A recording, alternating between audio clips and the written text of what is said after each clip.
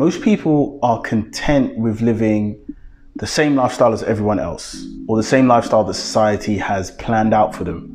So they're content with living a mundane lifestyle, or just getting by, doing enough to survive and somewhat impress their friends and family. I am completely different. My name's Tor, and I'm going to explain why people like to remain in mediocrity in life, and why a lot of people like to live a mundane lifestyle, and how you can break that cycle. For the purpose of this video, I'm going to reference 3 different sources. The first reference is The Strangest Secret by Earl Nightingale. That was a book written in 1957. The second is Outwitting the Devil by Napoleon Hill from 1938. And the third is actually a scientific study called Defensiveness versus Remediation, Self-Theories and Modes of Self-Esteem and Maintenance from 2008. Now, starting off with Earl Nightingale's Strangest Secret. In that audio broadcast, he says, the human race is fixed, not to prevent the strong from winning, but to prevent the weak from losing. What he's saying here is that people in general will try not to lose in life over trying to win in life. Now, winning and losing is subjective, of course, but more people would prefer to be in a situation where they don't necessarily have to try and overachieve at the loss and the risk of underachieving. So they'd much rather not risk underachieving in life than overachieving, as they perceive overachieving to be. The human race is set up in such a way that actually it caters towards people who think that way. If you're somebody who thinks, I don't want to go on and achieve big things that I maybe have planned to do with my life, but I'd much rather have smaller wins and smaller gains that I'm more satisfied with. Like, let's say you want to start a massive business and you want to go and make millions of dollars, but instead you're more content to just do a 9-to-5 standard stable job for the rest of your life. That's an example of someone who would rather prevent themselves from losing than to take the opportunity to be strong and go out there and try and win. And society is set up in such a way that if you do take that stable route, you're going to have your retirement plan sorted. You're going to be able to get that mortgage for that house. You're going to be able to look after your kids. It's designed in such a way that taking risks is more challenging than going the safe route. So that's one of the major reasons why people would standardly like to remain in what we call mediocrity or a mundane lifestyle, because it's going to be naturally easier for you if you just follow that route rather than trying to go down a route of, let me do something that I would consider an overachievement or something that I consider different. Nightingale goes on to say that no one really wants to be a mediocre individual. No one wants a life constantly filled with worry and fear and frustration. Therefore, you must reap that which you can sow. If you sow negative thoughts, your life will be filled with negative things. If you sow positive thoughts, your life will be cheerful, successful, and positive. Okay, so Nightingale says that nobody wants to be mediocre and nobody wants to live a life filled with worry, fear, and frustration, which you can often get in a mediocre lifestyle where you're working jobs where maybe you're working jobs that you don't want to do. Maybe you're working jobs that are just paying your bills. Maybe you're in a situation where your career is needed. You only have that one income source and you need it to cover the cost of living for yourself or feeding your family or going on vacation and doing the things that you want. Nobody wants to be in that situation consistently. So why do people choose to do it? Nobody wants to be mediocre, but people opt to be mediocre. Well, you've got to consider the fact that we as human beings tend to move in herds and we tend to think like everyone else. So if we see that everyone else is going down one particular route, we'll consider that the route that we should go down too. That's just the way human beings are wired to think from a young age. That's just the way society wires us to think. What I'm wanting you to do watching this video is uncondition yourself from that. Recognize that society's opinion is just an opinion, and the route that society suggests you go down is just a route. I know many people who have gone down what people may call the successful route or the safe route and have struggled. And I know many people that have gone down risky routes and have thrived. It's all completely subjective. And nobody can actually tell you exactly which route you need to be going down. That's a decision for you to make.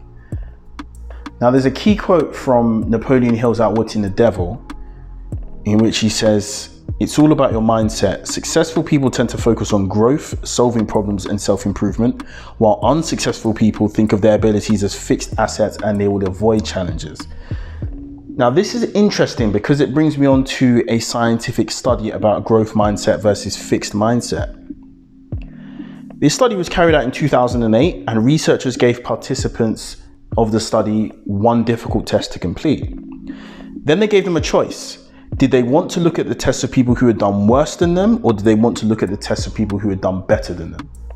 Now, what the researchers found actually linked directly back to what Napoleon Hill had said in Outwitting the Devil. People with a growth mindset chose to learn from people who had done better than them, but people with a fixed mindset seem more interested in making themselves feel better. They looked at the tests of people who had done worse. For me, this is really interesting because I recognize that a lot of people don't understand the concept of delayed gratification. What they won't do is try and figure out how to improve. No, they'd rather feel better in that instant. So if there's a test and I get a bad grade on the test, I get 20 out of 100, correct, 20%. I'm going to try and look at people who got 15% or 10% to make myself feel better about my situation and say I did better than them. And I'm content with the fact that I did better than the worst performers, rather than looking at the people who got 80%, 90%, 100% and understanding how they did better than me. And that comes down to ego. At the end of the day, the human mind is very fixed and very based in ego. And the ego attaches itself to things. One of the things that the ego will always attach itself to is the premise and the idea that it must be the best at everything, or it can't accept the fact that it's not good enough, or it can't accept the fact that someone might be better than it at something. So let's say, for example, I'm someone who likes to do speaking. If I let my ego get in the way and somebody gives me feedback on some of the talks that I do, I may say I'm not going to take on board that feedback because I'm content with where I am and I'd rather just be better than other people. Whereas what I like to do is actually go and watch people who are great speakers, Gary Vaynerchuk's, Barack Obama's, Malcolm X, even people that have passed away. I'll go and watch them so I can understand how they speak and how they interact with people, and then use that as a guideline and a measure for myself. Now, those people were overachievers, the people that I've named. And naturally, by the virtue of the fact that I'm looking at the overachievers and copying what they do, I'm naturally going to end up overachieving as well. Whereas the majority of people, the people with the fixed mindsets, remember, society is set up in such a way that it will fix people's mindsets and prevent the weak from losing. The people with that kind of mindset are going to eventually fall back and continue to fall back into a lane of mediocrity. And that's what they're going to become to accept. Because the thing with life and reality is that it's really just a series of paradigms. Whatever you accept in life and whatever you accept from life and the circumstances you're willing to accept is where you'll eventually land, right? And again, good and bad are just perceptions of the mind. What overachievement is to one person and what success is to one person is different to what overachievement is and success is to another person. But you have to be honest with yourself and say, do I want to improve on something that I'm working on? Do I want to do better at it? Do I want to get stronger? Do I want to get faster? Do I want to be happier? Do I want to be more content? Do I want more achievements? Do I want more recognition? What do I want? You need to be honest with yourself about what you definitely want and have definiteness within that. And once you know exactly what it is you want, then you need to be able to figure out, how can I get better at it? Because when you say that you're willing to accept that mediocrity and stay in that lane, what eventually happens is you'll actually not be content because you'll realize that you could be doing more. And that's the trick. People are content with following that path that's been laid out for them, but when they get onto the path, they start to think, I should have done more. I wish I did this. They'll have regrets. The reason they have regrets is because they could have done more. You can always do more. But the person who's aware of the fact that they're trying to do more is going to be more content than the person who is just staying where they are, never trying to do more. That's just human nature, because our human desires are infinite. And because our desires are infinite, we're always going to want more. So we should always try and attain for more. And that's exactly how we transcend mediocrity. So in summary, society is constructed to benefit those who are trying not to lose. People with growth mindsets want to learn from people who have performed better than them in situations, and people with fixed mindsets tend to try and make themselves feel better. Now you can choose which one of those kind of people you want to be and how you want your life experience to go. My suggestion and what I want you to take away from this video is the fact that mediocrity in itself is subjective, and it's just a term that I'm using to give a premise for this video and give the idea that your life is dependent on the decisions that you choose to make. And if you want to follow a particular route in life, follow that route. If you want to go down the standard route that everyone else goes down and you genuinely want to do that, follow that route, and do not let anyone else tell you that that's not the route you need to go down, myself included within that. If you're somebody else who wants to do big things and wants to do things that maybe seem crazy and outlandish and people look at you like you're insane when you say them, follow that route as well.